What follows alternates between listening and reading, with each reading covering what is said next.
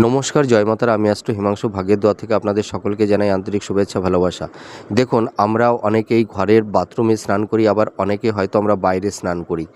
তা আমরা কি জানি যে কোন দিকে আমাদের মুখ করে দাঁড়িয়ে স্নান করাটা উচিত? আমরা হয়তো না জেনে না বুঝে আমরা যে কোনো দিকে মুখ করে দাঁড়িয়ে স্নান করি, কিন্তু আমরা বুঝতে পারি না যে ভুল দিকে মুখ করে দাঁড়িয়ে স্নান করলে আমাদের জীবনে কত রকমের সমস্যা আমাদের তৈরি হয়। দেখুন, পূব দিকটা হচ্ছে কি? রবির দিক, সূর্য, সোলার এনার্জি।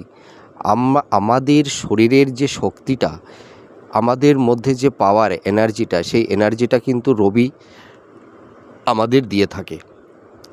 তা যারা ভুল দিকে মুখ করে স্নান করে, আপনারা লক্ষ্য করবেন তাদের নাম যশ খ্যাতি সাধারণত এরা পায় না, ঠিক আছে?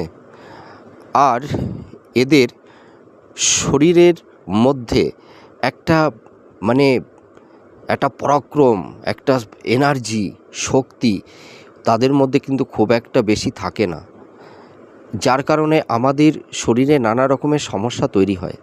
তা আমি আজ বলতে চলেছি যে কোন দিকে মুখ করে দাঁড়িয়ে স্নান করাটা আমাদের স্বাস্থ্যসম্মত। আপনারা যখন স্নান করবেন, সে বাথরুমেই স্নান করুন আর বাইরেই স্নান করুন, পূর্ব দিকে মুখ করে দাঁড়িয়ে স্নান করবেন।